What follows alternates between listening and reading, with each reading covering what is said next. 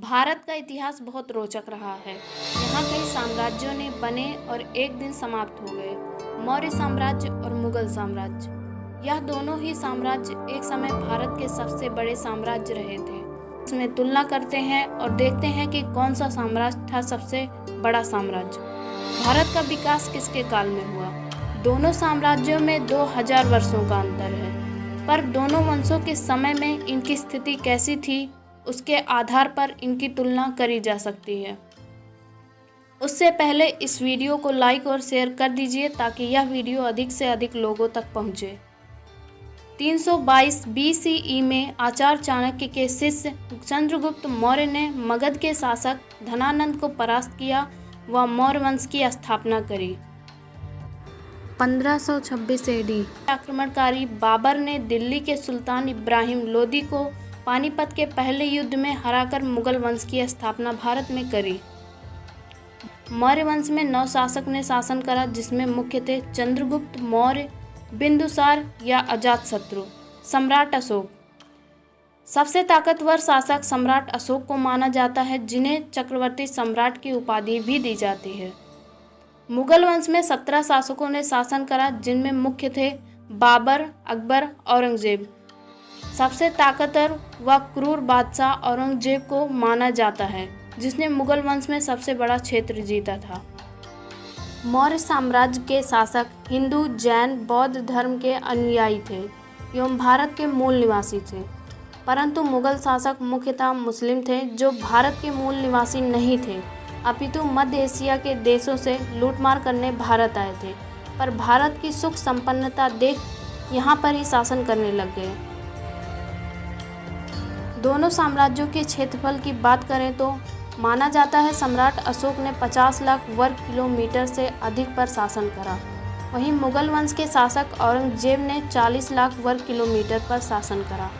मगध साम्राज्य की बात करें तो 5 से 6 करोड़ की जनसंख्या वह जनसंख्या है जिसे मौर्य शासकों ने हासिल करा एवं उस समय में यह जनसंख्या विश्व की जनसंख्या का 30% था। मुगल साम्राज्य की बात करें तो 15.84 करोड़ की जनसंख्या वह संख्या है जिसे मुगल शासकों ने हासिल करा एवं उस समय में यह जनसंख्या विश्व की जनसंख्या का 24 से 26% थी। मौर्य शासक चंद्रगुप्त ने मगध की राजधानी पाटलिपुत्र वर्तमान पटना को बनाया था। मुगल शासकों द्वारा सुविधा अनुसार राजधानी को बदला जाता रहा था, जिसमें दिल्ली, आगरा, फतेहपुर सीकरी, लाहौर शामिल थे। मौर्य साम्राज्य में मुख्यतः मगधी, संस्कृत, प्राकृत भाषा बोली जाती थी। मुगल साम्राज्य में मुख्यतः हिंदी, अरबी, फारसी, उर्दू भाषा बोली जाती थी। मौर्य साम्राज्य में 6 लाख पैदल सैनिक, 30,000 घुड़सवार सैनिक, 9,000 हाथी सेना, 8,000 रथवीरों की सेना थी। देश की 1.1% जनसंख्या सेना में ही काम किया करती थी। मुगल साम्राज्य में 9,11,000 पैदल सैनिक। मुगल सेना के पास अपने समय का आधुनिक तोपें, बंदूकें थी, जिसे उन्हें युद्ध जीतने में अधिक परेशानी नहीं होती थी। जीडीपी की बात करें तो यह दोनों ही साम्राज्य अपने समय के सबसे बड़े साम्राज्य रहे थे। दोनों की जीडीपी अपने अपने समय में सबसे बड़ी जीडीपी रही थी। मगध साम्राज्य की बात करें तो यह साम्राज्य अपने समय में विश्व की जीडीपी में 33% का हिस्सा रखता था। वहीं मुगल साम्राज्य विश्व की जीडीपी में 24% की हिस्सेदारी रखता था।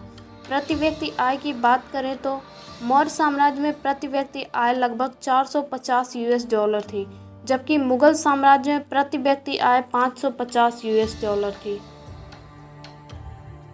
दोनों साम्राज्यों की भौगोलिक स्थिति व सीमाओं के बारे में बताया जाए तो मौर्य वंश के शासनकाल में मगध की सीमा उत्तर पूर्व में हिमालय से आरंभ होकर पूर्व में बंगाल से, दक्षिण में कर्नाटक से होते हुए उत्तर पश्चिमी क्षेत्र में बलूचिस्तान से उत्तर दिशा में अफगानिस्तान की हिंदकुश पर्वतों तक फैला था।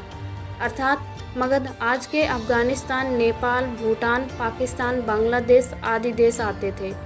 मुगलों के शासनकाल में मुगलों की सीमा अफगानिस्तान के काबुल शहर से शुरू होकर भारत के उत्तर में कश्मीर से होते हुए पूर्व में म्यांमार के अराकंद पर्वतमाला से दक्षिण में ढक्कन घाटी तक आती थी। अंत में जानते हैं दोनों साम्राज्यों के द्वारा कराए गए सबसे बड़े संघर्षों के बारे में। मौर्य वंश शासक सम्राट अशोक को ही एक बड़ा संघर्ष करना पड़ा और यह संघर्ष कलिंग के युद्ध के नाम से जाना जाता है। इस संघर्ष में हुए नरसंहार को देखते हुए सम्राट अशोक ने बौद्ध धर्म अपना लिया। इस धर्म परिवर्तन के कारण मौर्य वंश का मगध पर शासन भी एक दिन समाप्त हो गया। मुगलों का संघर्ष मुख्यतः राजस्थान में महाराणा प्रताप, ढक्कन घाटी में छत्रपति शिवाजी महाराज, पंजाब के क्षेत्र में गुरु गोविंद सिंह जी, ढक्कन में पुनः पेशवाओं से संघर्ष करना पड़ा।